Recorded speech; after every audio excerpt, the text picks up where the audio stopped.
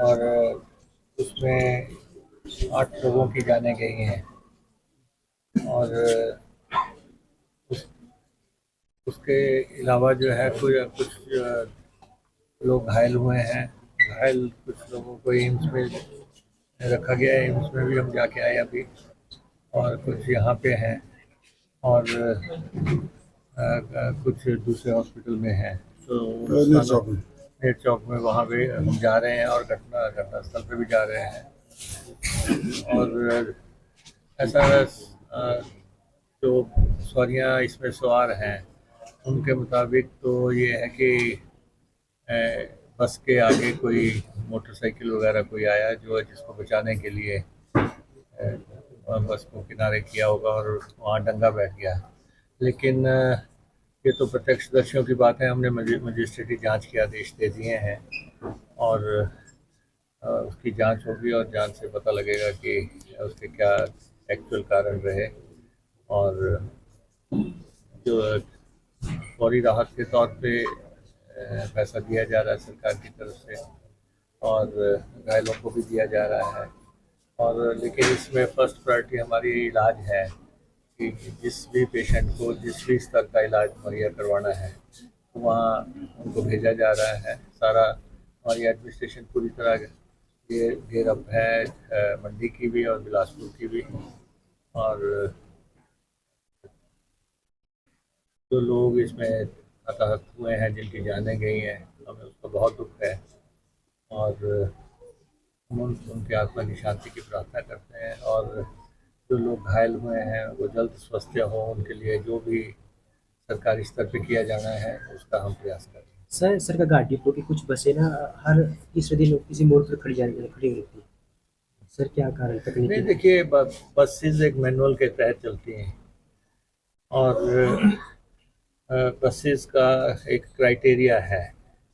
हम अभी हमने 250 नई बसेज फ्लीट में शामिल की हैं। अभी और बसेस भी हम इलेक्ट्रिक बसेस डाल रहे हैं फ्लीट में, लगभग 300 के आसपास। और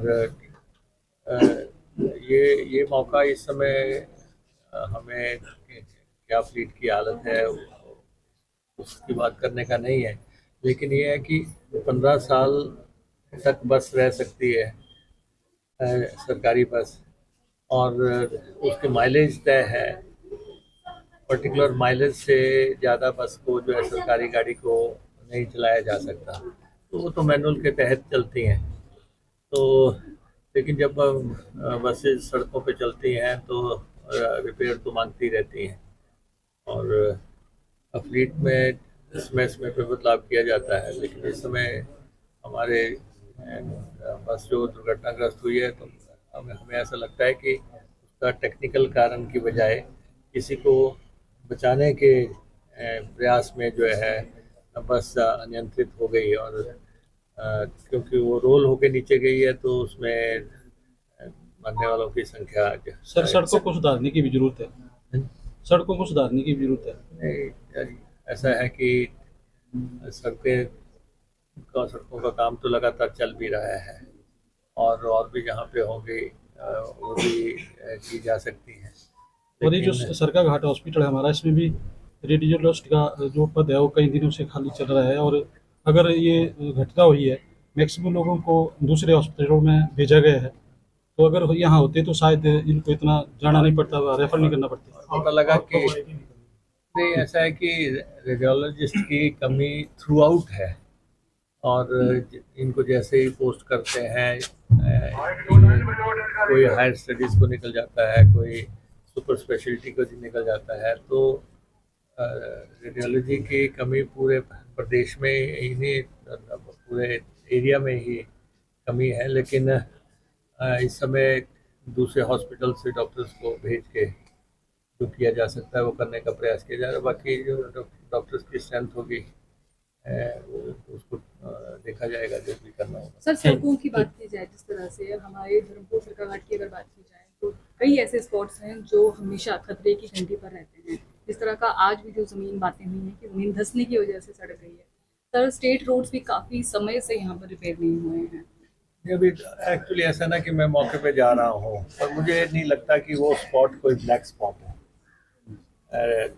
आप लोग भी चलिए, ब्लैक आप भी चलिए, क्योंकि ब्लैक स्पॉट्स का चयन करती है हमारी ट्रांसपोर्ट डिपार्टमेंट, चयन करता है, और ब्लैक स्पॉट्स के लिए पैसा जारी किया जाता है ताकि गाड़ियाँ जाए जहाँ पे निरंतर एक्सीडेंट होते रहते हैं या कोई मोड़ ऐसा हो, उसके लिए हम पैसा देते हैं ट्रांसपोर्ट डिपार्टमेंट।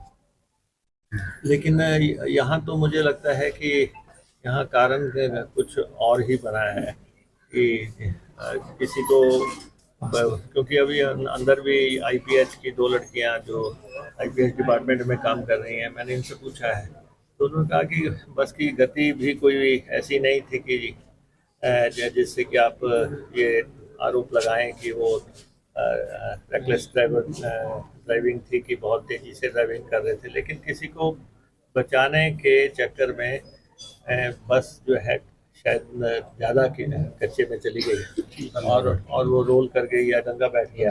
तो वो समझ भी आ रहा है जो फोटोग्राफ्स अभी तक हमारे पास आए हैं। लेकिन अभी तो हमें ये है कि जो लोग मारे गए हैं उनका पोस्टमार्टम करने हैं, वो बॉडीज़ परिवारों को हैंड ओवर करनी है, और जो लोग घायल हैं उनको चाहे बिलासपुर में इलाज करना है, शिमला में करना है, चंडीगढ़ में करना है, वो सारी सेवाएं मुहैया करवाने का हम प्रयास कर रहे हैं। हमसे जुड़े रहने के लिए हमारे YouTube चैनल को सब्सक्राइब करें और नई वीडियो की नोटिफिकेशन के लिए बेल आइकॉन को दबाएं। अगर आप ये वीडियो Facebook पर देख रहे हैं तो लाइक जरूर करें और ज्यादा से ज्यादा शेयर करें। इसी तरह के और भी अपडेट्स के लिए फॉलो करें हमारा Instagram पेज himachal.ke।